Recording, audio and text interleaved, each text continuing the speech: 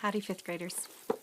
It's Mrs. Ferguson coming to you live, no, recorded, from my living room.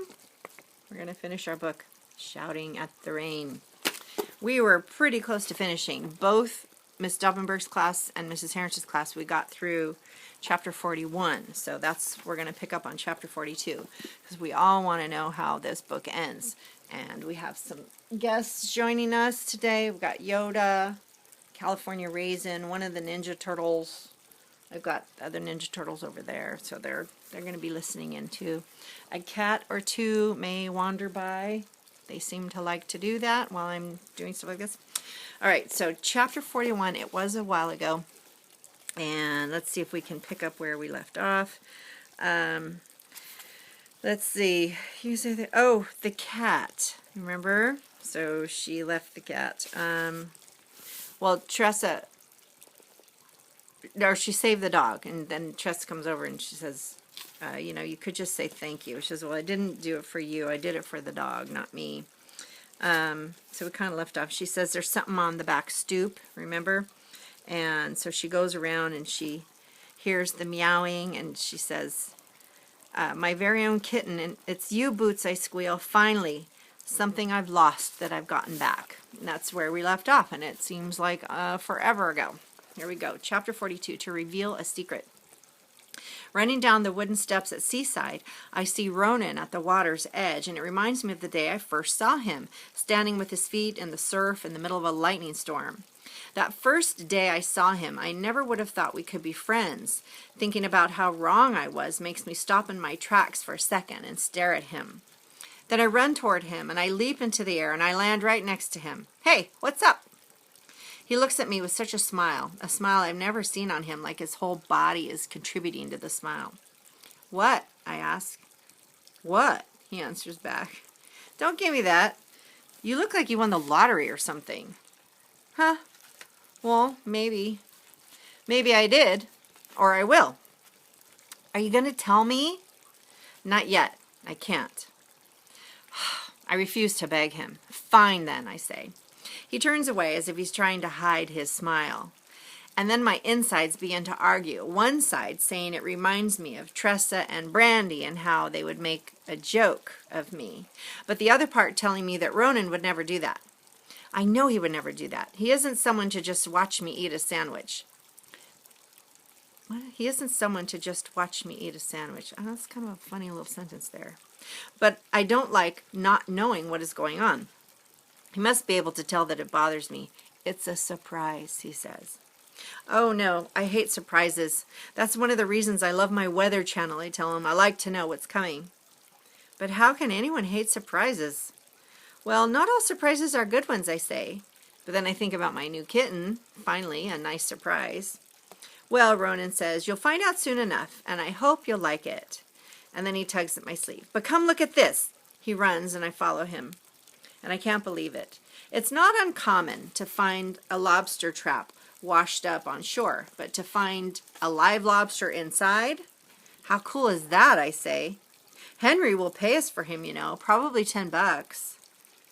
Wait a sec, he says. First of all, I found him. So no way is anyone going to eat him. Look at him. He's beautiful.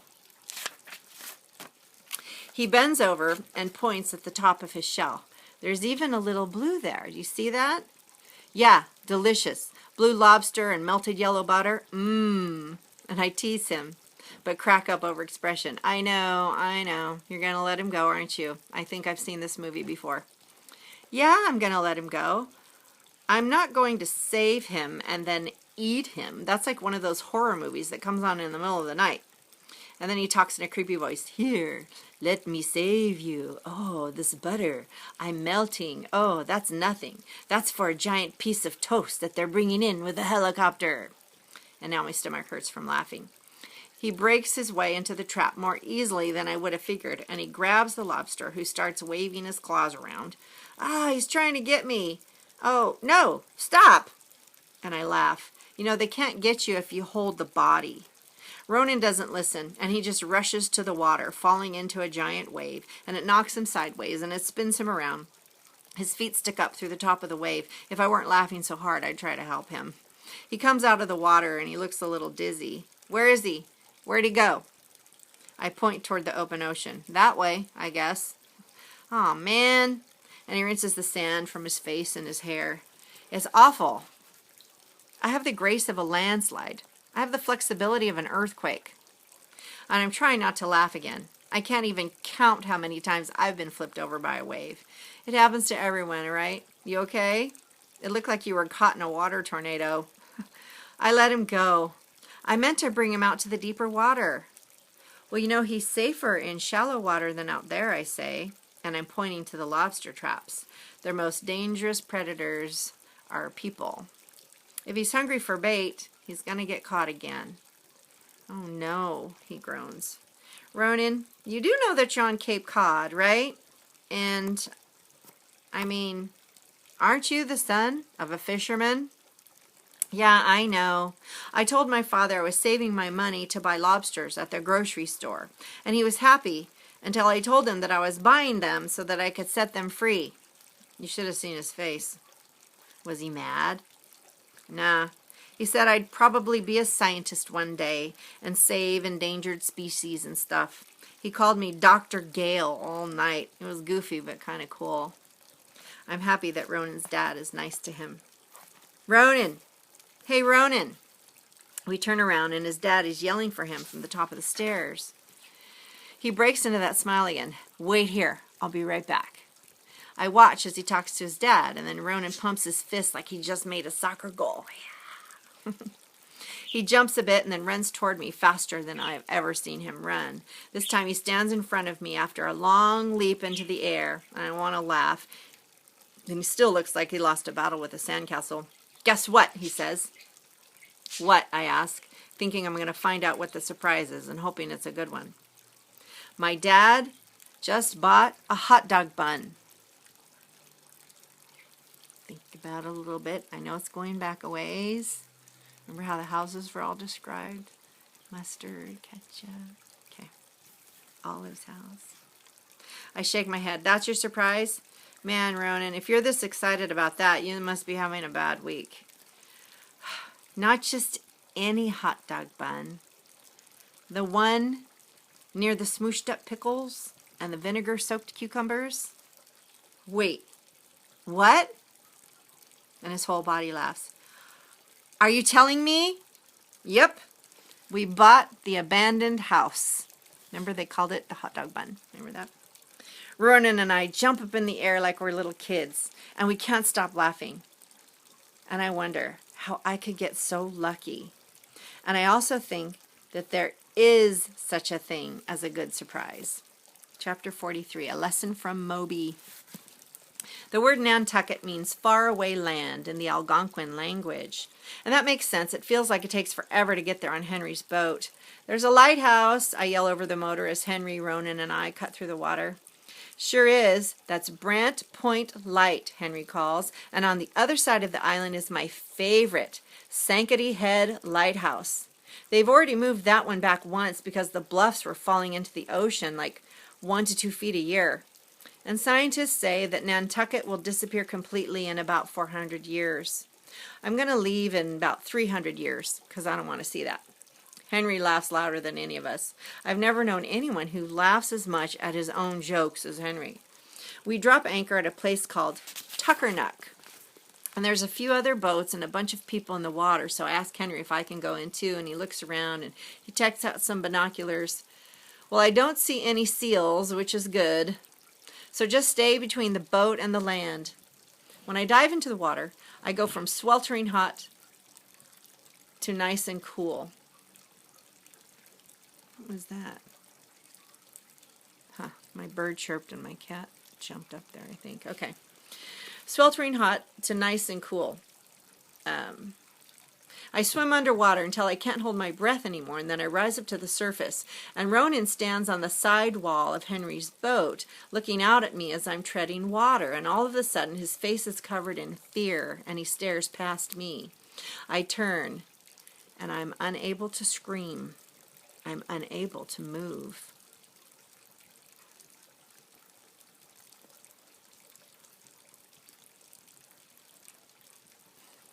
A gray fin is coming toward me. And whatever that fin belongs to is huge.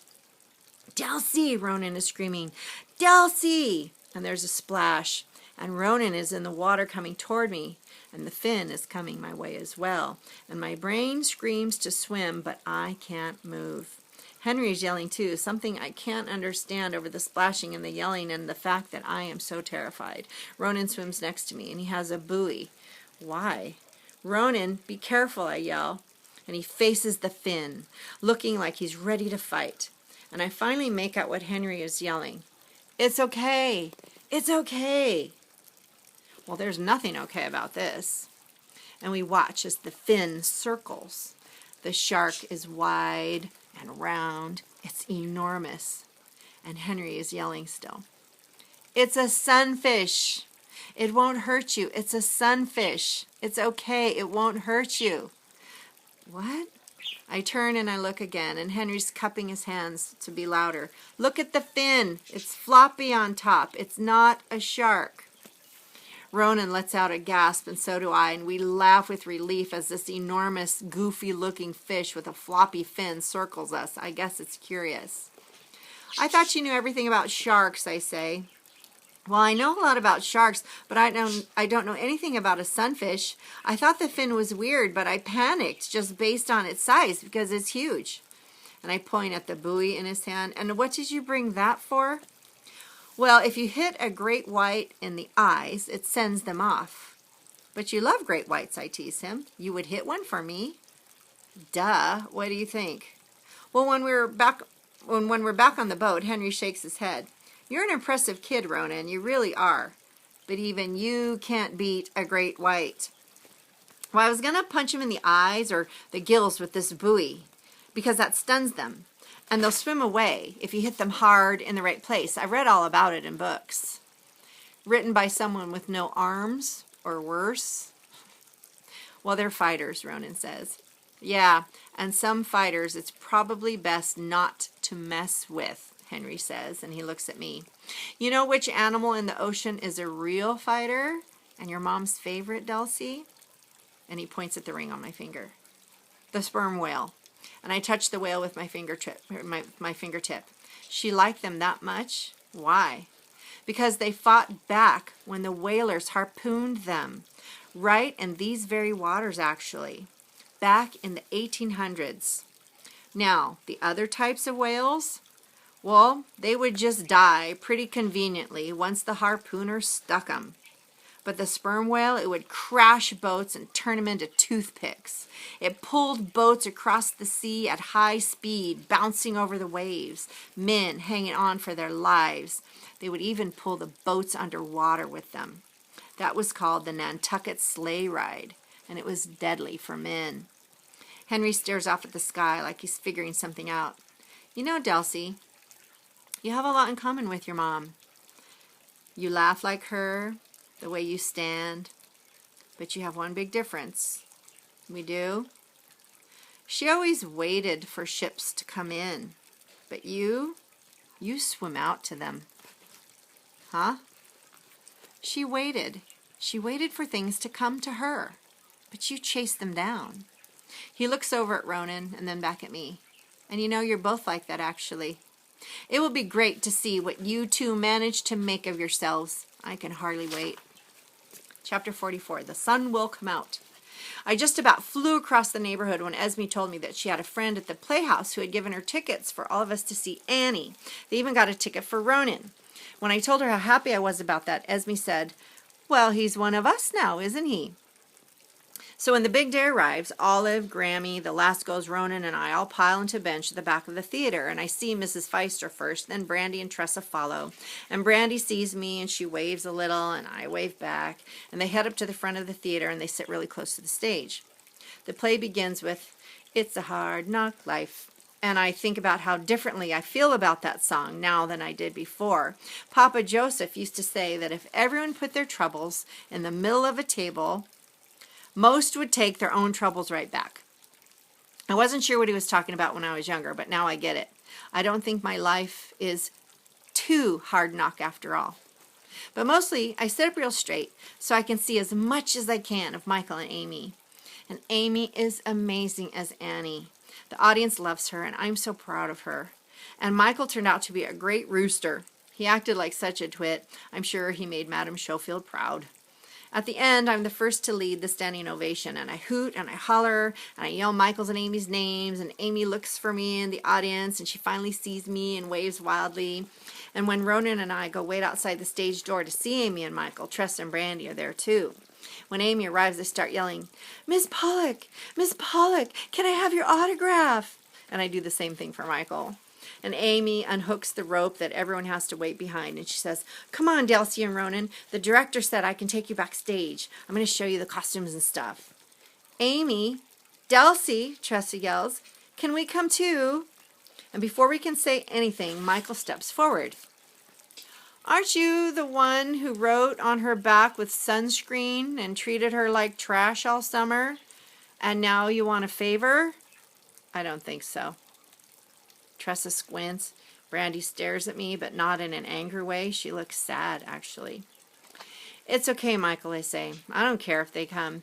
If you and Amy are okay with it. After everything they did? Are you kidding me? He asks. I shrug. Well, that stuff happened earlier in the summer, and it just doesn't matter anymore. And I say that feeling stronger, knowing that I have real friends who have my back and will protect my feelings. People like Amy, Michael, and Ronan, it makes all the difference. Brandy and Tressa going backstage won't change any of that. But Michael's still not convinced. Besides, I say, Tressa came to my house and she gave me my kitten, Boots. And that made me pretty happy. Brandy whips her head around. What? And she turns to Tressa. You did? Tressa shrugs. Yeah, whatever. So can we come or not? I didn't know this was going to be like a committee. Why didn't you tell me? Brandy asks her. And Tressa looks away. Well, it's not like I have to tell you everything. And the look that falls over Brandy's face right then tells me that Tressa doesn't protect her feelings at all. Watching Brandy, I realize this makes me wish I could have kept her from changing this summer and kept her from doing all the things that she did and didn't do. And then I think of my mom, and I wish that I could keep her from doing the things that she does, the things that made her leave, and the things that keep her away. It really is true that you can control other people about as easily as you can control the weather. Amy takes Michael by the shoulders and moves him over. Come on, she says, so whoever is coming, just come on. And with that, we all follow her up the stairs and into the playhouse. Chapter 45, The Ones Who Stay. The costume room backstage in the playhouse is the coolest thing ever. Like the rest of the theater, it's all wallpapered with old posters from the shows throughout the history of the playhouse. It's filled with a mixture of gorgeous gowns and costumes from all different time periods.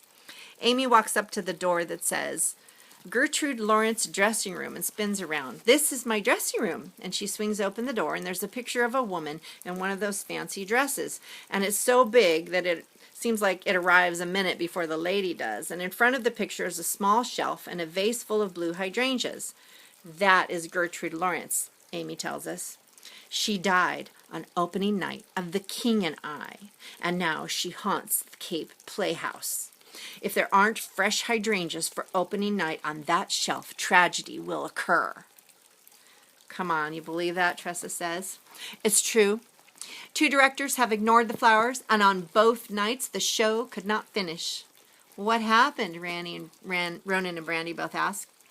Well, the power went out one time, and some stuff fell on stage another time. Was anyone hurt? I ask. No, but they couldn't finish the play. Actors and actresses are all scurrying about, and there's a lot of calling of each other's names and the smell of flowers, because a lot of actresses have flowers. And I look up at the bright lights shining down until a shadow falls on me. It's Madame Schofield scurrying in, holding hydrangeas in her hand. Magnificent! You were magnificent! I always love it when a good actor makes me look good. Madame Schofield hands Amy the flowers. These are for you, in the tradition of our beloved Gertrude Lawrence. And she turns to Michael. And you, sir. I had my doubts in the beginning, but you, Mr. Poole, gave a deep performance. Spectacular work. Clearly, Amy and Michael are as shocked as I am. She spins and runs off. And then while Tressa acts like she's Amy's new best friend, Ronan leans over and whispers in my ear, I feel bad for Brandy. She reminds me of a pilot fish. And I give him like a look of why. Because a pilot fish, you guys know what a pilot fish is? I bet some of you do. Pilot fish, they live inside a shark's mouth and they eat off of the back of the shark's teeth. They're too small to get bitten, except Brandy clearly gets bitten. He's right, and for a minute I feel sorry for her. So I walk over and I stand next to Brandy. Hey. She tries to answer, but it just gets stuck, so she clears her throat. She tries again. Hey. You going back home soon? Yeah, tomorrow, she says. It was a weird summer. It was, I agree. Yeah, she says. And I can't believe you hung around that kid all summer, Ronan. And I look over at Ronan, who's searching the cracks in the floor trying to retrieve something. Well, I say, I like him, and it turns out he's a good friend. Someone I can count on, you know? She nods a little and looks past me at Tressa, who sounds overly happy all of a sudden. Amy, Tressa gushes, you should come to my house sometime this fall. I can take you to the theater district in Boston. Oh, Michael jumps in. So now the wolf wants Little Red Riding Hood to visit. Tressa glares at him while Amy catches my eye and smiles, and she comes over and she puts her arm in mine and we get ready to leave the playhouse. That girl could use some good acting lessons, she says. For sure, I say, happy that Amy can see through Tressa so easily. Well, Madame Schofield told us that it isn't about just saying your lines, Amy continues. The most important thing is to pay attention to the others on the stage, to have a clue about what they're thinking, and respond to what they do and say. That's good advice. And it's pretty clear Tressa doesn't bother about what anyone else is thinking. But Brandy used to, and I wonder if she can ever get back to who she was. Before we leave, I approach her. Well, Brandy, I say, good luck this year. Yeah, you too, Dells. And as I turn away, I feel some sadness at Brandy's use of my old nickname until I see Ronan grinning at me, and he's holding up an old penny. Look, he says, I found this wheat penny in the boards. They're good luck, you know. Ronan holds it out to me. Here, I want you to have it. And I take it from him, even though I don't need that penny because I'm already lucky. I collect wheat pennies, by the way, because when I was little, I was told the same thing. They were lucky, so I have jars of them. I love wheat pennies. That night, I crawl into bed and stare at that lucky penny, and I think about all the things that make me lucky. There's Ronan, but then again, having him as a friend isn't pure luck. It's because we gave each other a chance. And soon he's going to be my neighbor, and I can't think of anything that's ever happened that has made me so happy. Ronan and his dad living right across from us. It's like a rainstorm after a drought, and I didn't even know a friendship like his was missing until I found it. I'm lucky to have Amy and Michael too, and to not care that I don't have Brandy anymore. And I've always been lucky to have Grammy. My mind flashes back to when I landed in the hospital in the 5th grade with a fever that just wouldn't break, and I remember the nurse telling Grammy that it was time to go home, that I would be sleeping and she should come back tomorrow. And then I remember the panic that ran through me until she straightened her back and she told that nurse, there isn't anything on God's green earth that's going to make me leave my Dulcie. The woman opened her mouth to say something else, but Grammy interrupted her. And if you're going to tell me that you're calling security, well, take a look at me and ask yourself how many officers that it's going to take to move me. Because you're going to need the National Guard and a helicopter and a tank and a bunch of horses. Because I am not leaving my baby's side, no matter what you or anyone else says. And I think about those 2 words, my baby. Not this baby or a baby, but my baby. They let her stay, and we watched Let's Make a Deal. Grammy gave all kinds of advice, and we laughed about the man who was dressed like a cow in a ballet tutu, and I laughed to myself about Grammy making a fuss and the expression on the nurse's face when Grammy talked about tanks and helicopters. I know. I know that I will wonder, and I will always wonder what it would have been like to grow up with my mother. But I also know that No matter what, I would never trade my Grammy and our life together for whatever is behind door number 2. Chapter 46, What You See. There's a chill in the air and a few fallen leaves dot the lawn at Seaside, and Ronan has spent the morning helping his dad cover up all the grills and move the lawn chairs into storage, and I help Grammy check each cottage refrigerator, make sure it's empty, unplugged, and left open so it doesn't stink in the spring. And I'm sitting on a picnic table when Ronan comes and sits next to me. Hey, I say, and we just sit there quietly for a while, and my head fills with thoughts, like a tide pool right before the high tide.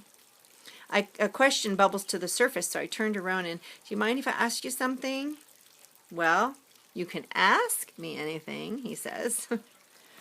Well, the day you hit those kids, remember the horseshoe crab day? Why did you do it? Being dumb. That's how. No, I mean why? And then he looks at me. You know why. They were going to hurt that horseshoe crab. But you didn't have to hit them, I say. I was just mad. At them? And he stares straight ahead. Why are we talking about this? Because I've been thinking about storms and wind and people. And then I turn to him and he's watching me. Ronan? And he drops his head, and I think he knows I have a tough question coming. Ronan, what is your mom's name?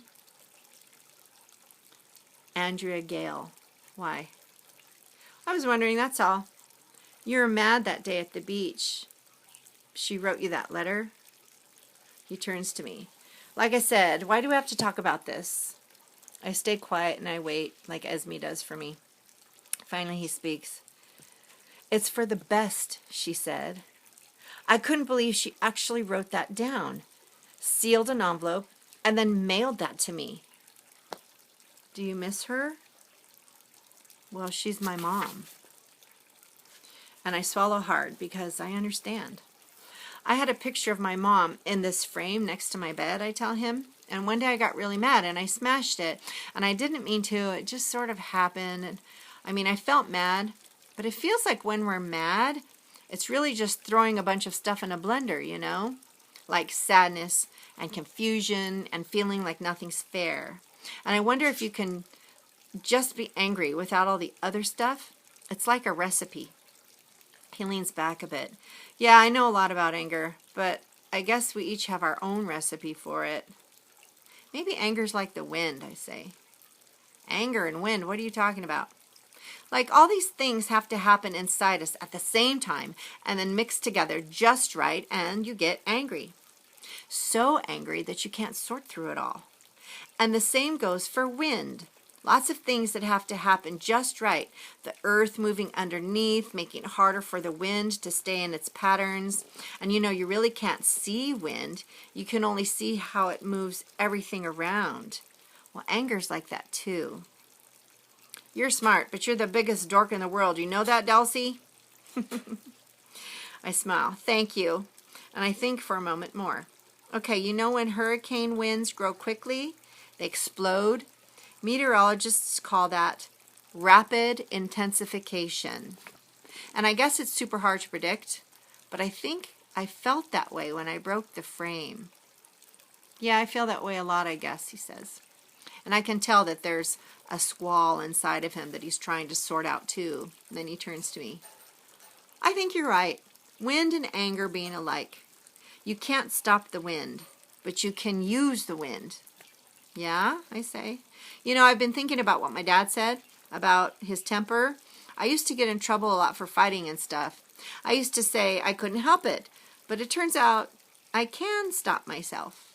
If I stop to think, feeling mad doesn't mean I can't control what I do. I used to use being angry like it was an excuse, like it wasn't my fault, but I can stop myself, and it feels good. That's good, Ronan. That's really good. Grammy says when people hurt, they hurt other people, even if they don't mean to, I say. And I bet your mom was caught in a storm herself. I bet she didn't want to hurt you. You don't even know my mom, Dulcie. Yeah, but I know you, and no one would want to hurt you. He nods again, and we both stare at the water. And then my mind skips to Papa Joseph and remembering how we'd always go and check the beach every spring to see how much damage was done by the fierce nor'easter storms that pummel the Cape. Chatham Beach would look like a completely different place every year. I learned it's the storms that really change us, not the blue sky days.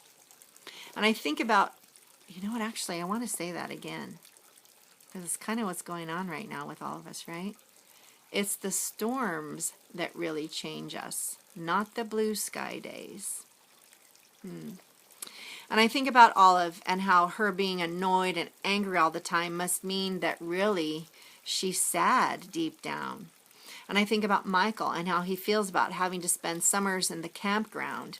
It isn't just the campground that bothers him, it's that he has no say in it.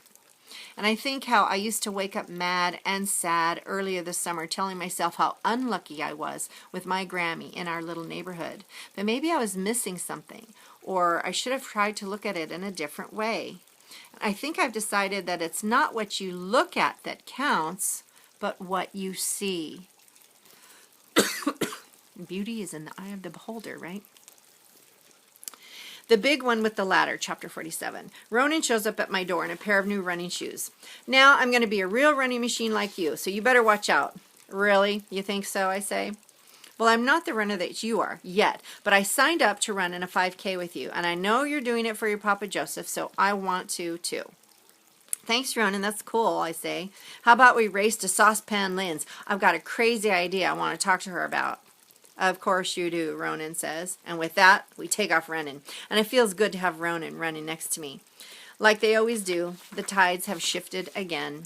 And the only little voice I hear is Papa Joseph's. He always told me that when you're running a race, it's important to look forward, not back. So we burst through Saucepan Lynn's door. Ronan nearly trips on one of the dogs. Sorry, girl.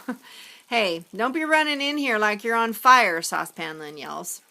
Should a firefighter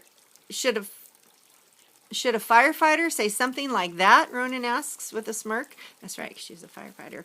Exactly. I'll throw water on the both of ya. And she laughs and she flips the perfect crepe and slides it onto a plate, and then she points at the ceiling. I think of you every day, Ronan, with that stain on the ceiling there. Remember that? Sorry about that, he says. No, sorry. If I'm to be honest, I kind of like it. You want another try? Nah. I'm moving on to pancakes, he says. She shakes her head. Another one. Lost to pancakes.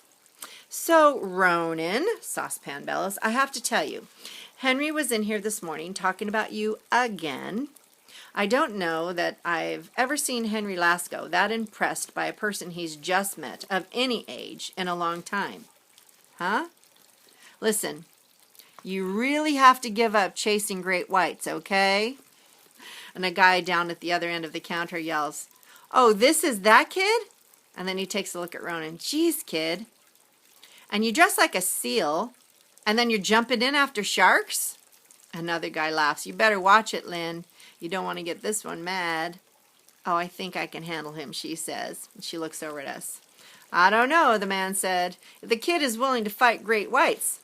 Not to say that's a smart thing to do. It's brave, maybe. Loyal for sure, but it's probably the loyalty that gets Henry, though. He just loves that. Just think how ticked off he gets when free agents leave the Sox to go somewhere else. You know, the Boston Red Sox. Like Jacob Ellsbury. He's never going to get over that one. Saucepan Lynn says, all I know is that Henry says he'd be welcome to work aboard the Reel, so that tells you something. And then she turns toward the door and yells, You better leave something in that bucket, or the next time you'll have a table next to the restrooms. The guy stops. Listen, I poured my own coffee. I served my own pie. Well, yeah, who cooked it for you? Did you cook it? And she points at us. Did they cook it? No. So don't give me any lip and drop at least a couple of Washingtons in there. You can afford a Lincoln. I know how the lobster market is doing. So the guy takes out his wallet and drops in a few bills. Once the door closes behind the annoyed fisherman, I turn to Ronan. So, I know it's an honor that Henry wants you to be on the Reel, but can I just suggest that you not to be a fisherman because you throw everything back in the water? Ronan smiles. Yeah, I love animals. Actually, I've been studying up on horseshoe crabs. And hey, I forgot to tell you that yesterday when my dad and I were clamming, I found an enormous one, probably 20 years old. So I took her way out into wicked deep water, just in case. Oh, and I didn't get into any fights over it.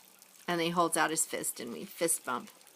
Positive, I say, positives. They're so amazing, Ronan says. You know their blood is blue and it can detect really small amounts of bacteria. So scientists use it to test vaccines. Do they kill the crabs to do that, I ask? No, they just take some of its blood and then they let the animal go. But I'd like to work on figuring out how to make man-made crab blood so we can just leave them alone completely. Good idea, I tell him. It would be so cool if we both became scientists someday. Saucepan Lynn approaches. So, you two gonna gab all day or what? You gonna order? Well, we actually came to ask a favor, I say. There's something that needs doing in our neighborhood. Is there any way we can borrow a fire truck? The big one with the ladder? Chapter 48, A Gift from Papa. It's late, but I'm wide awake thinking about my plans for tomorrow. The box fan roars, but it's too hot to sleep without, especially with a kitten cuddled up next to me. And there's a soft knock on my bedroom door, and Grammy comes in, and she stops and looks at my wall of pictures and then smiles when she reads the sign I made, Memory Shaker Wall. And then she caresses a photo of Papa Joseph. I just love your picture, she says. I like how you've changed them. I noticed at first you just had pictures of things around the Cape. I like the people here much better. What was that about anyway? All those things you took pictures of, she asks me. Well, I got into taking pictures of things left behind. Like me, I said. Oh, baby, she says. And she reaches for my arm and preparing for one of her Grammy speeches, I can tell. I know, it was dumb. I just took pictures of all the things until I looked up and I realized that everyone else on the beach was taking pictures of things they loved, people and animals, and so I decided that I was sick of standing knee-deep in water and complaining that I was drowning. Grammy laughs, and then she coughs and sputters. Well, you have the wisdom of someone years older if you figured all that out on your own. Grammy, what's wrong, I say, as I see a tear escape from her eye. Nothing's wrong, she says. I guess I'm just feeling blessed, that's all. But I feel like something big is coming.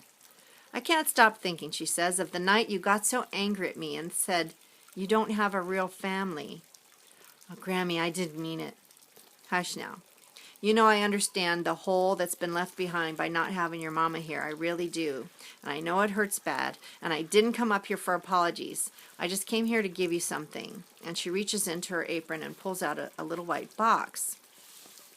Not a cardboard box, but one of those fancy ones you get from a jewelry store. You got me jewelry? No, something better. My prized possession. And I don't even wear it because I'm afraid I'll lose it cleaning someone's room, but it seems like a silly waste, doesn't it?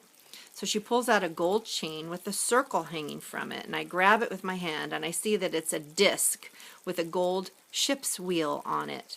I turn it over, and it reads, To my sweet Bridget, who is my own wheel of fortune, much love forever, your Joseph. It's from Papa. Yes, he said he'd chosen a wheel for me at the jewelry store rather than a necklace with a shell or a boat because of the shape. You know how it goes round and round and never ends? Like his love for me. That man had a way with words. You know, he could talk a dog off a meat truck. I flip it back over and I stare at the ship's wheel. Like the love in this family, for me and you, and of course, we just adored your mom too. We loved that girl. Do you still love her? I do. She'll always be my baby, but so will you. She reaches around the back of my neck and she puts a necklace on me. A reminder that you, Delcy girl, may not have your mother here, but you come from a long line of love, and don't you forget it. I won't, Grammy. And she kisses my forehead before she goes, and I feel like I am a part of something special. My Grammy isn't perfect. No one is, and I don't care. You can't order people like pizzas and have them be exactly as you want. The people in our neighborhood, will always eat in places like Saucepan Lynn's, and I like it that way. Grammy will never go in for pedicures or go shopping for pretty dresses. She's probably always going to cut her hair over the sink instead of going to a fancy parlor, but none of that stuff says anything about her. Not the things that matter. I'm going to stop thinking about the ways I wish Grammy were different, and I'm just going to love her for who she is, just as she loves me. After lying here for a while, thinking of Grammy and Papa Joseph and all the memories, I get up and I go to the picture wall and I peel off one of Grammy. And then I take that seal frame out of the drawer and I tuck her picture inside. When I put it back down, I finally have a picture next to my bed that makes me happy. Chapter 49 is the sheltering tree. And this is the last chapter. Like the way you can smell a summer rain, you can smell the excitement in our little neighborhood. We're all excited for Olive's big surprise. Ruby is wearing her new glasses as she pushes open the screen door. Those glasses look awesome, Ruby. Delcy, I can see everything, but I like the trees the best. I'm confused. You could see the trees before, right? Because trees are huge. Yeah, but I didn't know trees had leaves. I thought they had green blotches. She jumps off the porch. I just can't stop looking at them now. Esme calls her and she bolts. Watching her run, one thing for sure, she isn't clumsy at all. And I'm sure it's a relief to see clearly. Ruby bounces to Olive's and Esme follows, and the two of them are in charge of keeping her busy while we prepare the surprise. Getting into the car, Olive seems like a crab that's been caught and dropped in a pail. When the fire truck arrives, Saucepan Lynn folds her arms and she looks up at the giant pine tree in the middle of our neighborhood. Well, you weren't kidding when you said it was big, Delcy. Now I understand why a regular ladder wouldn't do. Whoops, I kicked that thing.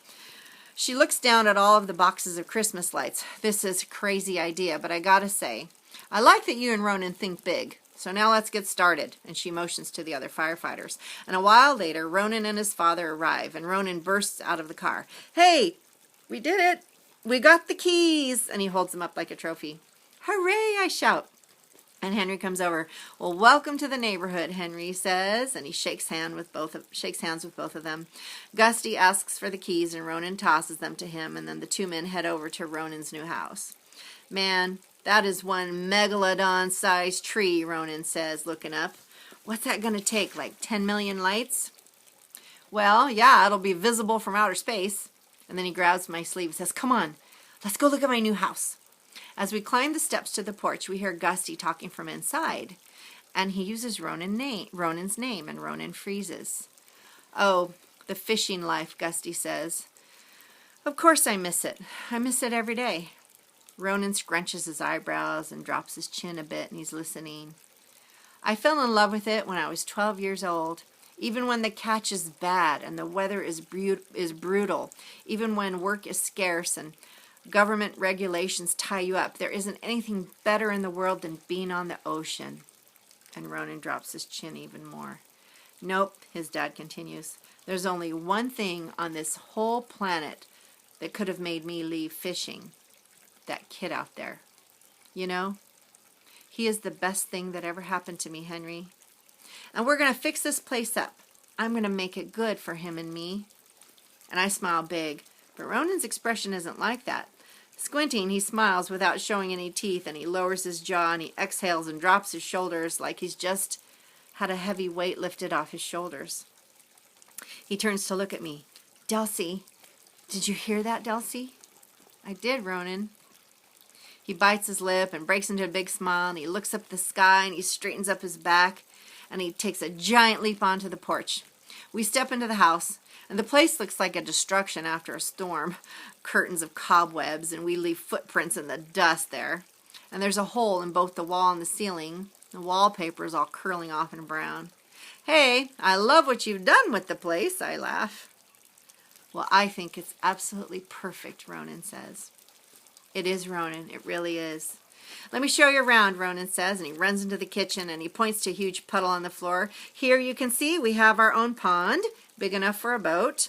And he spins and he points at the stove with the oven door hanging off. And as you can see, it features a stove that will cook if we light the whole thing on fire and we just cook hot dogs and marshmallows on sticks. And we laugh. Then he shows me his room. My dad let me have the biggest bedroom. And look how the drawers are already in the wall. Isn't that cool? Oh, and my dad says that my avo is coming to see the house and meet me. I can't believe it. And we're interrupted by the sound of Saucepan Lynn hooting and hollering outside. So we run to join her. She looks up at the tree. Well, she says, this tree is completely overdone. It's magnificent. Just what I would expect from a couple of crepe flippers. Even though I didn't actually flip a crepe that day, I think I know what she means. The sky has finally grown dark when Henry shakes each firefighter's hand and Grammy hands out lemonade and Saucepan jumps on the back of the truck as it pulls away. Henry, she says, you come by and let us know how things go here. Will do. We wave goodbye and turn to our house to turn the lights off, and Esme's headlights come up the driveway, and we're all standing in the dark, and I squeeze 2 extension cords in my hand, ready to connect them, and then flood the whole place in light. Esme's sweet, strong voice floats through the neighborhood as she and Olive climb out of the car, and I turn, and I see Henry scoop up Ruby after she runs to him. Daddy, it was hard not to tell the secret.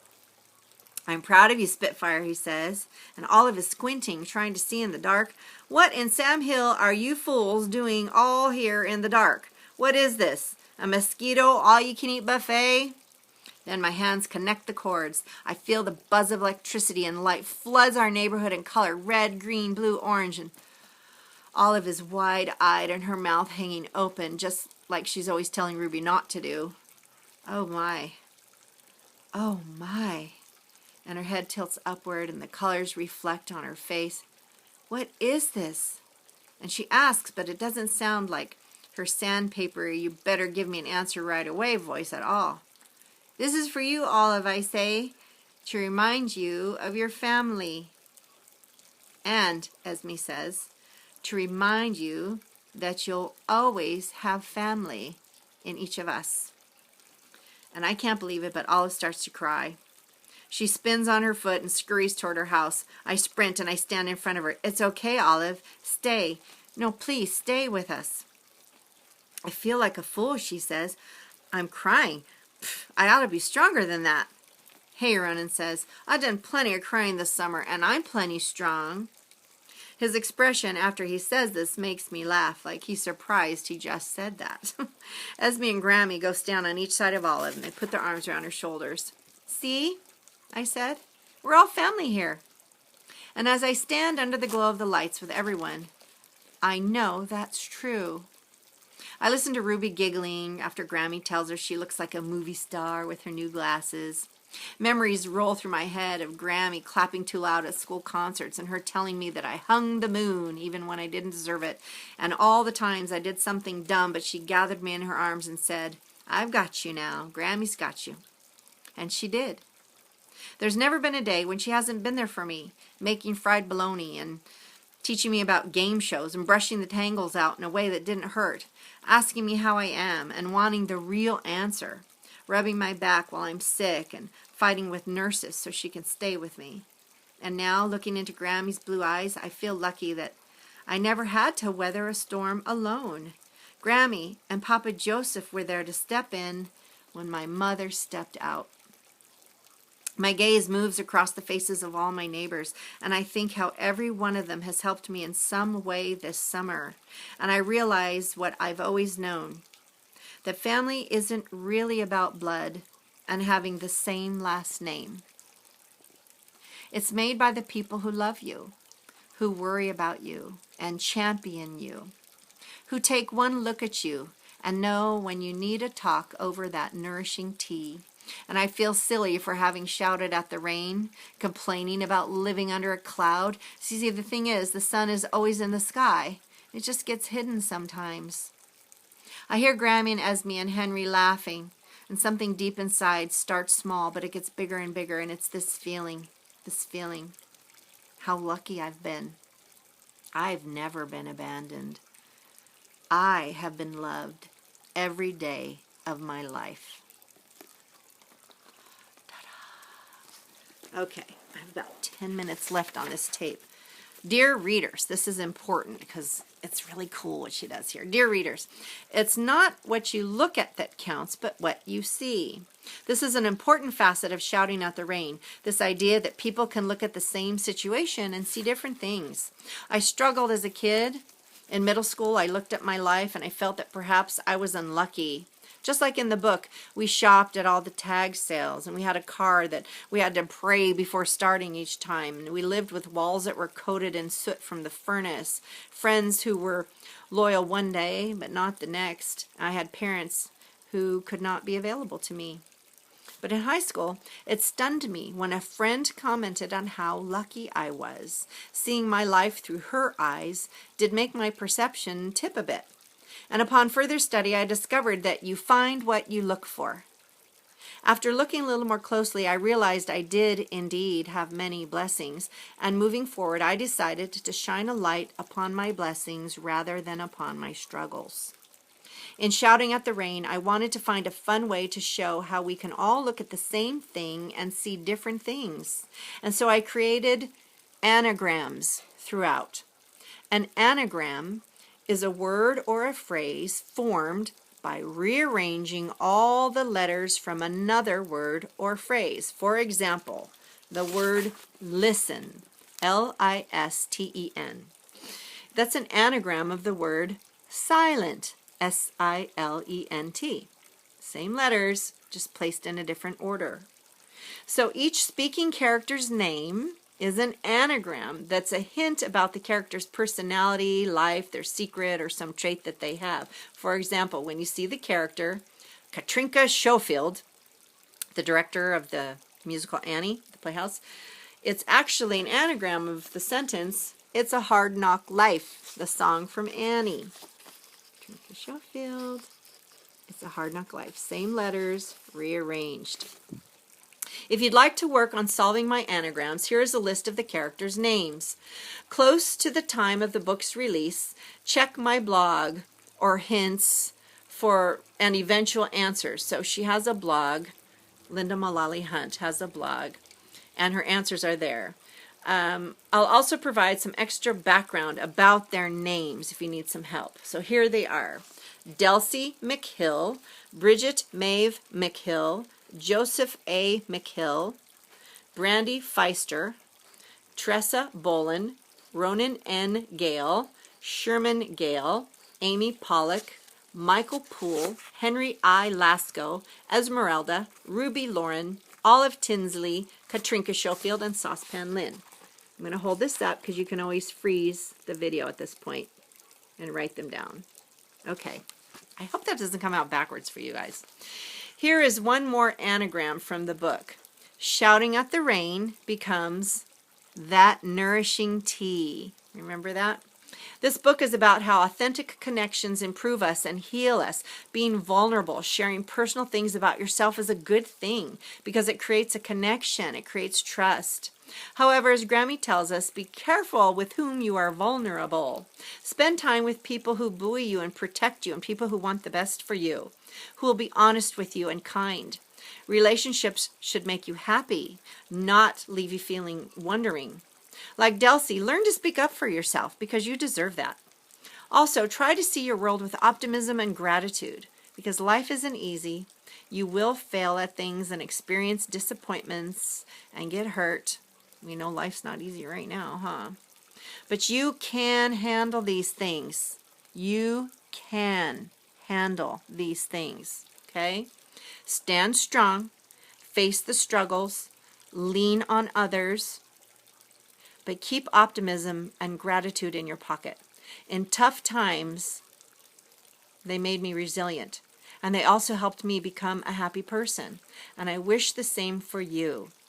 Keep those shoulders strong. Anna Graham. She signed her name Anna Graham, also known as Linda. Linda Mullally Hunt. And so I'm going to show you the cover again, and I'm hoping that this didn't come out backwards, the anagrams.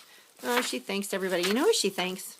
She thanks teachers and librarians, Those of you who take the Ronins out of the world under your wing, realizing their anger is often just a mask for frustration, sadness, and heartbreak, I thank you with love and respect and high expectations. You save these kids, and that's vital.